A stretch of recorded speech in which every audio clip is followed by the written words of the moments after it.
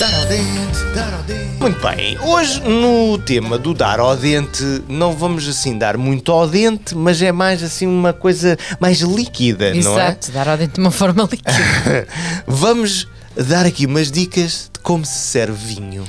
E a forma como se serve um vinho é determinante para toda a experiência de degustação. Mas eu só quero referir que, embora vamos aqui falar de vinho, é óbvio que o vinho tem todo a ver com comida, não é? Por isso é que está aqui daí estar segmento. aqui, exatamente. Não se mete É o no tintol acompanhante. sem comer, não é? Exatamente. A abertura de uma garrafa é um importante passo e a parte mais complicada é sem dúvida o retirar da rolha. Pois. Espumantes.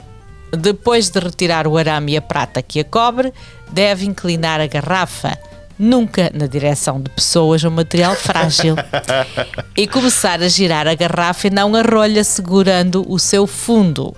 O objetivo é que ela saia sem aquele catrapucho, né, aquele estourar que tantos gostam, mas que se revela muito inadequado. Eu detesto aquele som. Pois. Depois deve cheirar-se a rolha para ver se está em perfeitas condições, inclinar-se o copo flute, aquele que é flautinha, para evitar a imensa formação de espuma e servir até 2/3 da sua capacidade. E porquê? Porque isto vai muito bem depois com queijos e outras coisas das quais nós vamos falar. A Ana que não trouxesse para aqui os queijos. Claro. Mas depois também temos aqui uma nota sobre os vinhos brancos e tintos, que basicamente as instruções são muito simples, quem não sabe, mas vamos dizê-las aqui. Segura a garrafa com uma mão, convém. E com a outra introduza o saca-rolhas, ou a rosca do saca-rolhas, sem rodar a garrafa. Isto é que é importante, porque às vezes nós temos aquela tendência, não é, de fazer... Pronto, e vai agitar o vinho. E não dá. Não faz. Não dá. E também não se deve furar a rolha de um lado ao outro.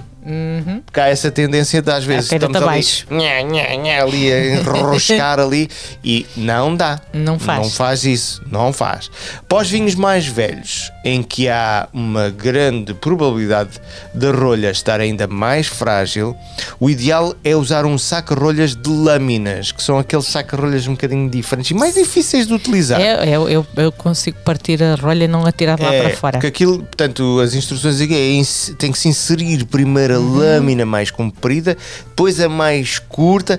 Mas isto tem que ser feito com muita cuidadinho, porque na verdade, e é o que diz aqui, aquelas rolhas, quando são muito velhas, desintegram-se basicamente. E a pior coisa que pode haver é vinho cheio de cortiça no meio. Não dá. Mas portanto, vai então com as lâminas e vai girando e puxando lentamente, e isto é que é o segredo aqui, vai puxando lentamente para cima a rolha. Depois, lentamente, eu volto aqui a referir lentamente, extraia a rolha, cheire para ver se está em boas condições a rolha e o vinho, limpe o gargalo e sirva, porque cá está, até no próprio gargalo vai ficar ali uns resíduos da tal rolha. E este bocadinho de cheirar é importante, sabes? Porque às vezes acontece, embora na maior parte dos casos o vinho supostamente, em princípio, está bom, mas o que acontece com vinhos mais antigos é que se entra um bocadinho de ar, que por qualquer razão a rolha não estava a fazer o seu trabalho, vai azedar o vinho. Portanto, a melhor forma é, assim que colocar lá o seu narizinho na rolha, vai logo ver se está azedo ou não. Esperemos. A temperatura. Antes da abertura da garrafa, a temperatura deve ser corrigida para mais ou para menos, consoante o vinho que tem pela frente e recorrendo de preferência a um termómetro. Isto aqui é uma daquelas coisas que eu vejo a malta amiga que nós conhecemos que são mesmo... Tem que haver uma X temperatura para o vinho branco e para o vinho tinto. E eu até a um certo ponto eu concordo com isso, porque na verdade, bebendo o vinho à temperatura certa, o vinho sai muito melhor.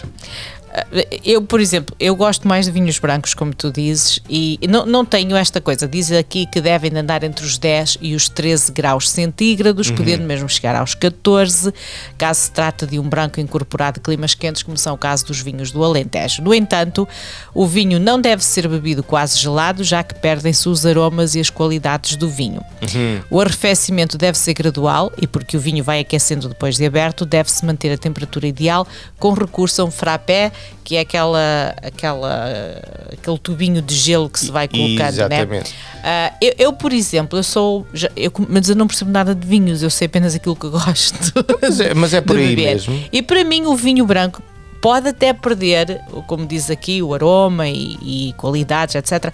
Mas para mim o vinho branco tem que ser fresquinho, tem que ser frio. Por isso é que eu não gosto de vinho tinto, porque o vinho tinto é o que eles chamam a temperatura ambiente, E né? já lá vamos chegar a Vamos ele. lá falar, mas a mim já não me cai assim muito Olha, bem. mas talvez é por isso que gostas bastante de espumantes e de Adoro champanhes, champanhe. porque na verdade esse tem que ser mais fresquinho ainda, Exato. entre os 6 e os 8 graus. Portanto, isto no caso de ser um vinho jovem, para os vinhos assim com mais idade, já podem rondar um bocadinho mais ali entre os 10 e os 14 graus Eu vou para os centígrados. jovens então. E tem que, para se manter esta temperatura no frappé, deve também juntar sal ao gelo moído. Isto é um daqueles toquezinhos que muitas das pessoas não fazem. Eu, por acaso, nunca o faço, mas já tinha ouvido falar. E faz com que deixe ainda mais a temperatura da garrafa, não é? Mas, enfim, Pronto. são truques. 6 a 8 graus para espumantes e champanhes. Já os tintos é um bocado diferente, a temperatura ideal é algo mais complexo de se apurar. Sabe-se que quanto mais quente estiver um vinho, mais aromas se vão libertando, mas no entanto também há limites. O vinho deve ser servido a partir dos 20 graus, mas nunca exceder os 24, porque Concordo. depois é desagradável. Para mim já é quente.